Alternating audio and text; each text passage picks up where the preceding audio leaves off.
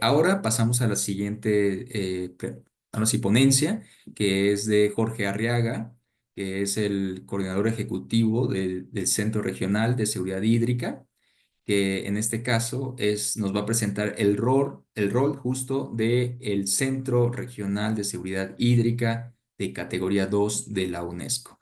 Me voy a permitir presentar una breve reseña de Jorge. Es maestro en tecnología ambiental con orientación en gestión de recursos hídricos por el Imperial College London, licenciado en Relaciones Internacionales con mención honorífica y especialista en economía ambiental y ecológica. Ambos títulos por la Universidad Nacional Autónoma de México. Es egresado del programa de liderazgos progresistas de la Fundación Friedrich Ebert Stiftung y de la Escuela de Transparencia auspiciada por Transparencia Internacional, capítulo Lituania. Ha participado en trabajos de consultoría por el Banco de Desarrollo de América Latina y el Caribe, CAF, el Banco Mundial, el Banco Interamericano de Desarrollo, la Water Integrity Network, la Comisión Nacional del Agua, el Instituto Mexicano de Tecnología del Agua, el Foro Consultivo Científico y Tecnológico, el Instituto de Ingeniería Ambiental, entre otras organizaciones nacionales e internacionales.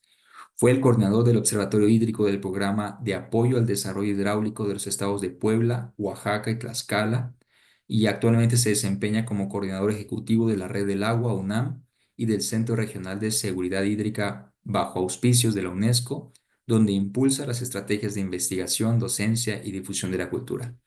Destaca su papel de coordinador general del Premio Nacional Juvenil del Agua, una iniciativa desarrollada en conjunto con la Embajada de Suecia en México. Entonces, sin más, Jorge, te paso la palabra para tu presentación. Muchas gracias por estar aquí. Muchísimas gracias a ti, José, por esta presentación y muchísimas gracias a Mexid por la invitación. Mexid es parte de nuestro Consejo de Administración del Centro Regional de Seguridad Hídrica, entonces estamos muy felices por esta invitación. Me parece muy interesante esto que comentaban eh, nuestros compañeros pasados, tanto Sebastián como Georgina, de la necesidad de proyectos integrales, ¿no? Y eso es un poco de lo que queremos hablar en este momento, que también considerar que son proyectos de largo plazo, interacciones complejas en las cuencas, que nos hablaban pues muy bien los dos, pero también estas interacciones, o sea, que debemos de considerar no solamente la cuenca en sí, sino la cuenca al mar y las interacciones mar-cuenca, ¿no? Y esto es un poquito de las ideas que queremos compartir con ustedes el día de hoy. Les queremos hablar un poquito del plan de seguridad hídrica para la subcuenca Mezcalapa-Samaria en el estado de Tabasco, México, una aproximación que nosotros consideramos es integral, que es desarrollada por UNESCO México, el Centro Regional de Seguridad Hídrica bajo los auspicios de UNESCO, con el patrocinio de ENI, que es una empresa italiana. Bueno, nuestro objetivo fue desarrollar un plan de seguridad hídrica para la subcuenca Mezcalapa-Samaria que fortaleciera la resiliencia de las comunidades ante los impactos de las inundaciones mediante el desarrollo de acciones estructurales y no estructurales, ¿no? Que creo que esto es muy importante porque muchas veces pues solo pensamos en el desarrollo de infraestructura, pero no en su apropiación por parte de la comunidad, su aceptación y cómo lo van a ir utilizando, ¿no? Este tipo de infraestructuras y bueno, también es un enfoque un poco distinto al que presentaban mis compañeros, ¿no? Que era sobre todo de abasto de agua potable y de saneamiento. Ahora nos movemos un poco hacia los riesgos hidrometeorológicos extremos. Bueno, pues solamente para ponerlos en contexto, yo creo que muchos de ustedes lo conocen. El caso de Tabasco es altamente vulnerable a las inundaciones. Si ustedes ven el mapa que está ahí en su pantalla, todas las zonas rojas son áreas con una muy alta, con muy alto riesgo a las inundaciones, ¿no? De hecho, se calcula que el 80% del territorio de Tabasco se encuentra expuesto a un alto o muy alto grado de riesgo por inundaciones, ¿no? Entonces, basado en estos datos, pues lo que hicimos fue hacer, como les decía, un diagnóstico integral para ver cuáles eran las necesidades de la comunidad, en particular de la subcuenca Mezcalapa-Samaria, para desarrollar este plan de seguridad hídrica orientado a las inundaciones. Tenemos los 4 componentes de hidrología, infraestructura, percepción de las comunidades sobre el riesgo de las inundaciones y un poco de las lecciones aprendidas. Es importante hacer énfasis que este proyecto pues se construye con base en una gran experiencia ya acumulada por otras instituciones, en particular el Instituto de Ingeniería de la UNAM, que ha desarrollado, por ejemplo, el proyecto del PROTAP, que todavía opera la Comisión Nacional del Agua y que, bueno, ya lleva un gran tiempo operando, ¿no? Este es en particular para la subcuenca Mezcalapa-Samaria.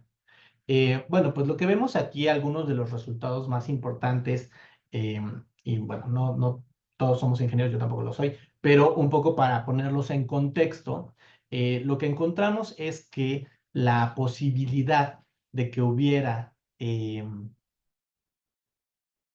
inundaciones similares a las de 2020, que pues como sabemos, ¿no? Fue una inundación realmente catastrófica que afectó una gran proporción, no solamente de la cuenca Mezcalapa-Samaria, sino también de Villahermosa, ¿no? La ciudad de Villahermosa quedó varios días bajo el agua. Bueno, la probabilidad de que esto funcione, de que esto vuelva a ocurrir, es incluso cada 5 años, ¿no?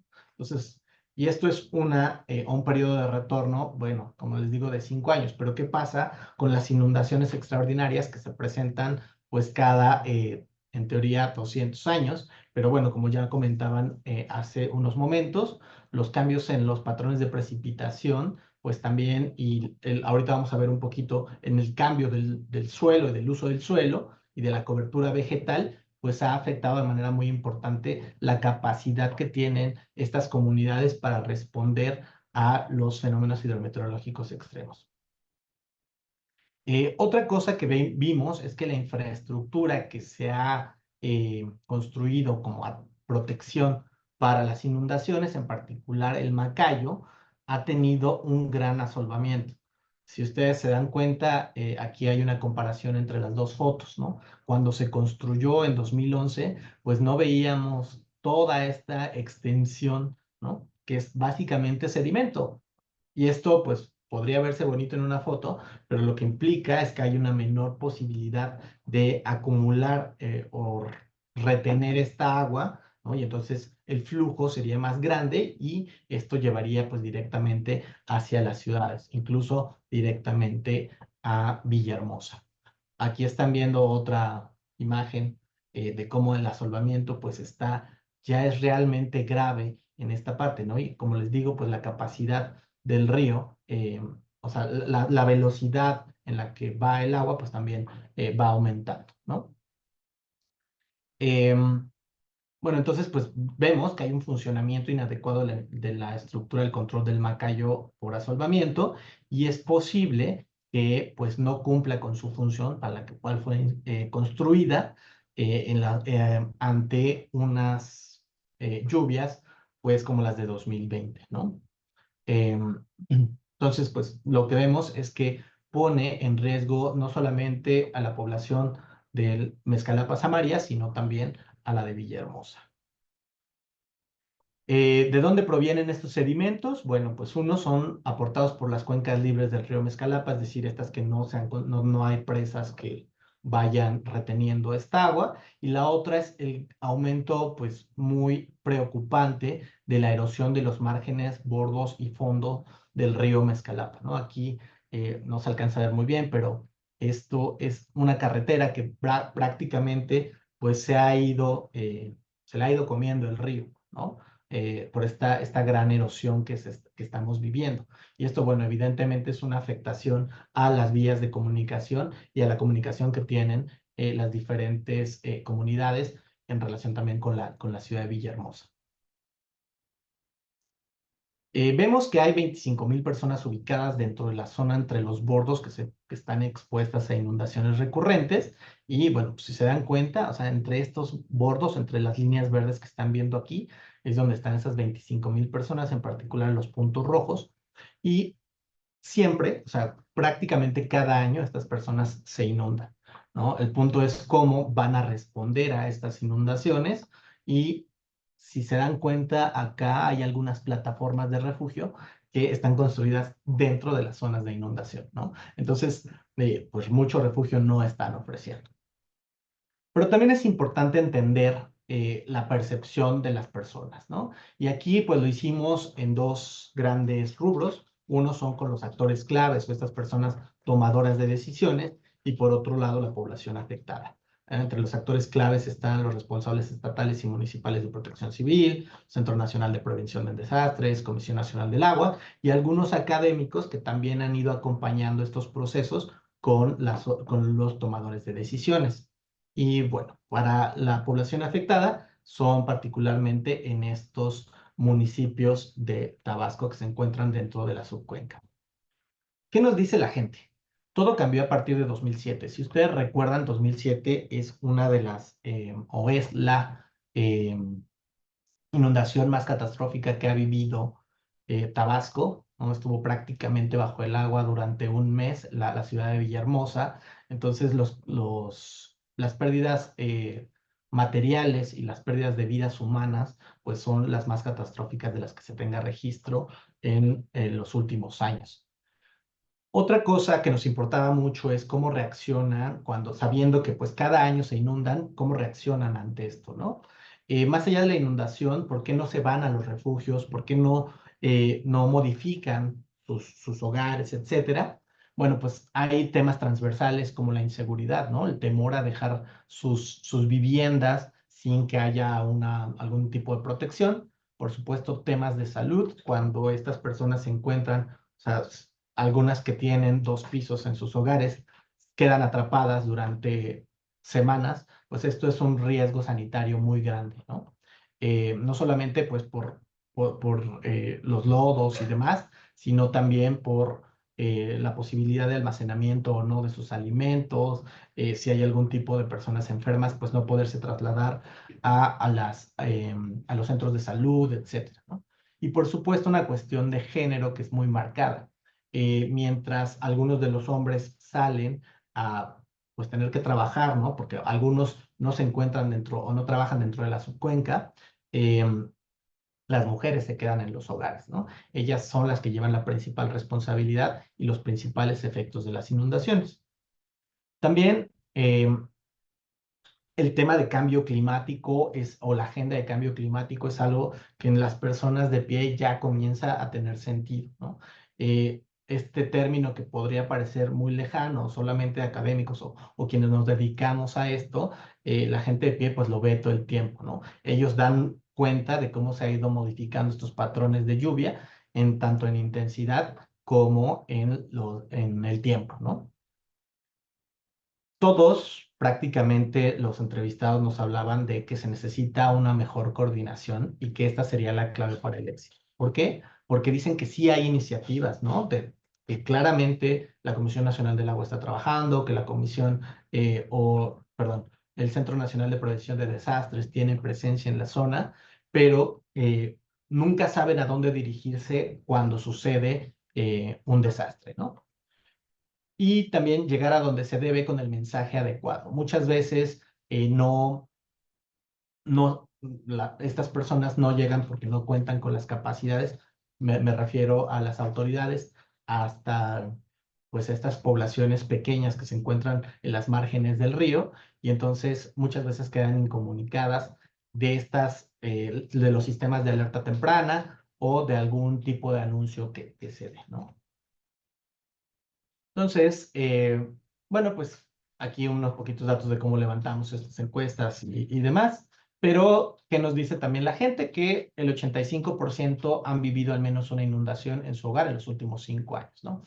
Prácticamente todas las poblaciones se encuentran inundadas. De hecho, cuando esta foto la tomamos justamente cuando íbamos a ir a hacer las encuestas, ¿no? Estaban literalmente inundadas las personas. También por la inseguridad, pues hay una baja disposición a evacuar los hogares. A pesar de las estrategias de mitigación, 61% de las personas creen que sufrirán una inundación en el futuro, ¿no? Entonces, también la preocupación por qué es lo que va a pasar en el futuro, y esto relacionado un poquito con lo que hablábamos de cambio climático. Más del 50% de las personas que entrevistamos ha recibido apoyo para la recuperación post-desastre. Y esto es muy interesante porque continuamos o la política pública sigue atendiendo más bien el desastre, ¿no? O sea, no hay políticas de prevención, sino más bien de atención cuando post-desastre. Cerca del 50% no conoce los planes de respuesta municipal, no sabe qué es lo que tiene que hacer, no sabe cuáles son las vías de evacuación, no sabe dónde están ubicados estos centros de protección. Pero, por otro lado, vemos que hay una gran disposición a recibir capacitación para fortalecer la resiliencia. Más del 60% de las personas estaría dispuesta a recibir algún tipo de capacitación sobre temas muy diversos. Esta idea del cambio climático es algo que les suena mucho, pero también como de acciones muy concretas que ellos pueden hacer para modificar, por ejemplo, sus viviendas. Algunas lecciones aprendidas que pues justamente retomamos a partir de, como les digo, desde los programas que se hicieron desde 2003, desde la Comisión Nacional del Agua y hasta que siguen estando vigentes, es primero pues transitar hacia una gestión integral de los riesgos, ¿no? Desde hace mucho el protocolo de Sendai nos está invitando a hacer una gestión integral de los riesgos, ¿no? Que va desde el identificarlos hasta reconstruir mejor, pero pues siempre lo que estamos viendo es que perdura una idea reactiva antes que una idea preventiva. Hay que mejorar la coordinación entre las agencias involucradas en la gestión de inundaciones porque muchas veces no se comunican. No saben, la Conagua no se comunica con la Protección Civil, ¿no? Y entonces cada uno no sabe exactamente qué le toca hacer.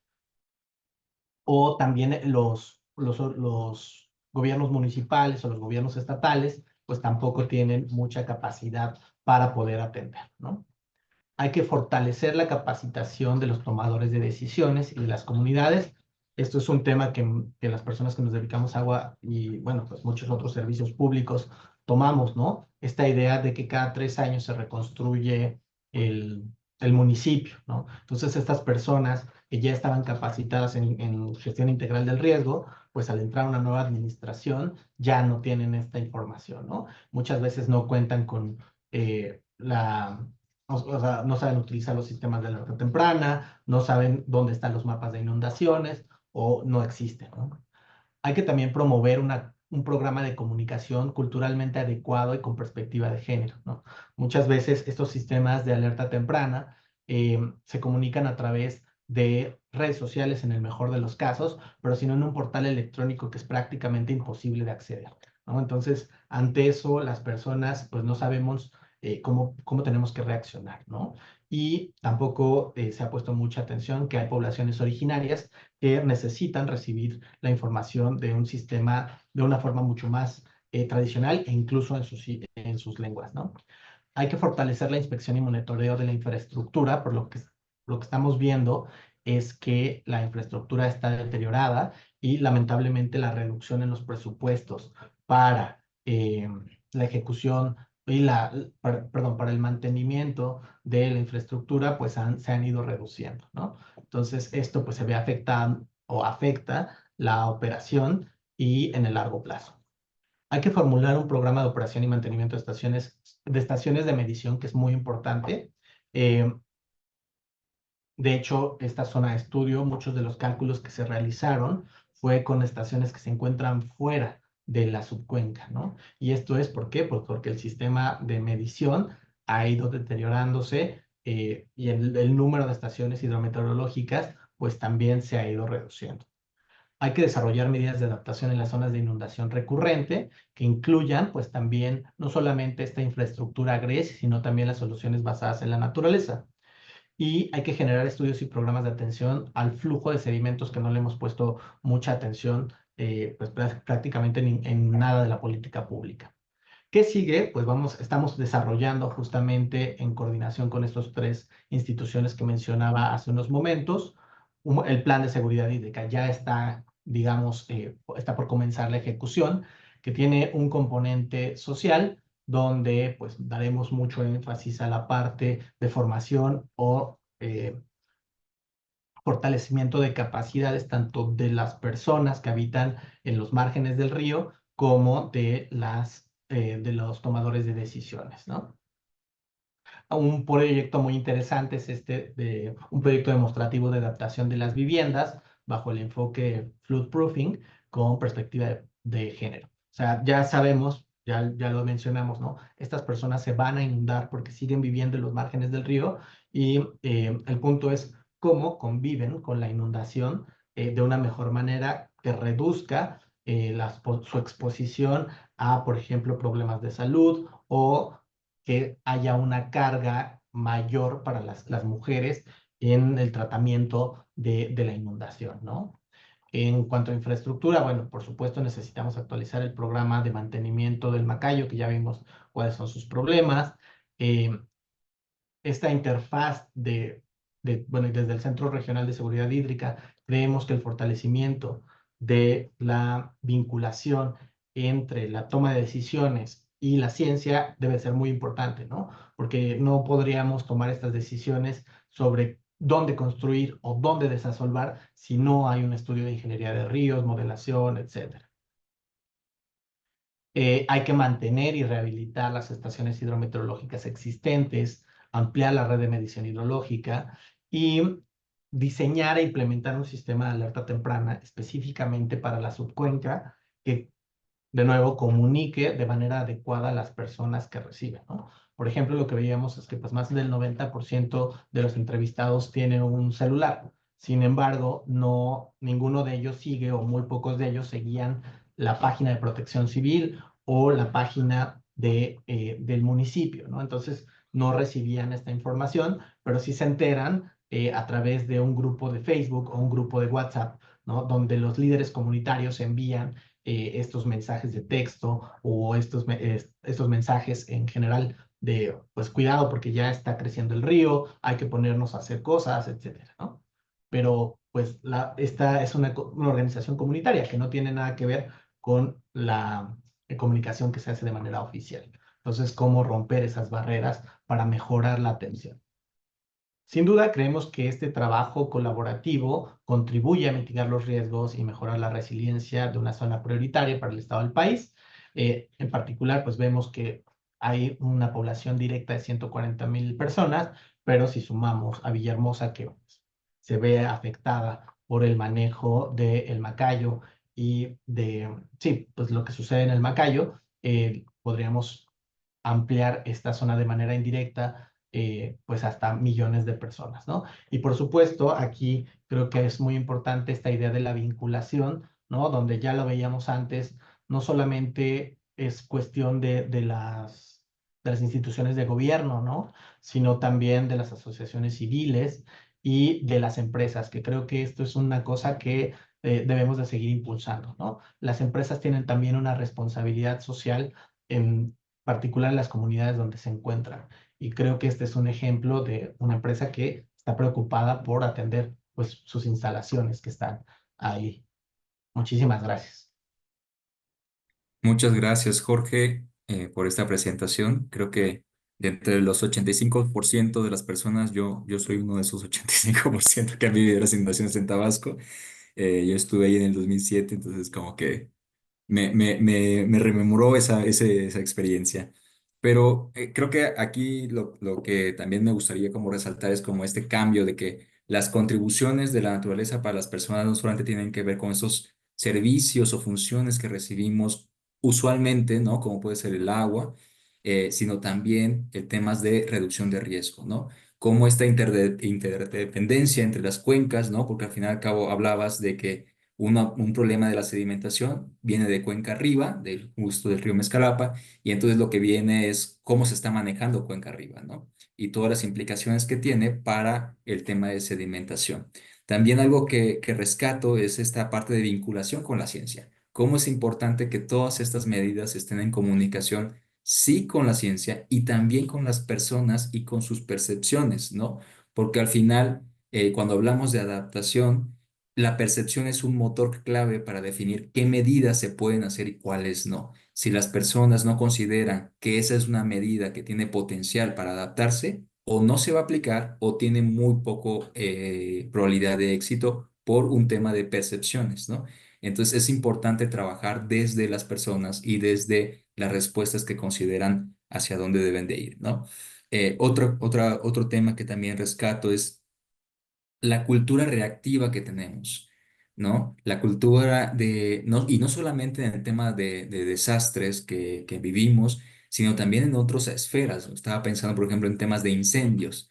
En incendios, muchas de las cosas que tenemos para tratar de atender los incendios y para reducirlos tienen que ver con una cultura de reacción, ¿no? Vemos el incendio, hay que apagarlo, pero toda la parte de la cultura de prevención, creo que es todo un área en la cual pues, todas las partes, todos los sectores tenemos que involucrarnos para hacer esa transición a una cultura de prevención, ¿no? Cambiar esa cultura. Y ya nada más quedo con esto que decías al final de cómo hacemos que la convivencia con las inundaciones sea más de una forma que no afecte en otras esferas como la salud y todo, ¿no? Y me acordé que justo todas estas comunidades que por lo regular sufrimos inundaciones, se nos ha puesto el apodo de anfibios, ¿no? Comunidades anfibias, porque tenemos temporadas en agua y temporadas en secas, en tierra, ¿no? Entonces, ¿cómo realmente establecer esa cultura anfibia, ¿no? Y cómo partir de ahí para la reducción de riesgo. De nuevo cuenta, muchas gracias, Jorge.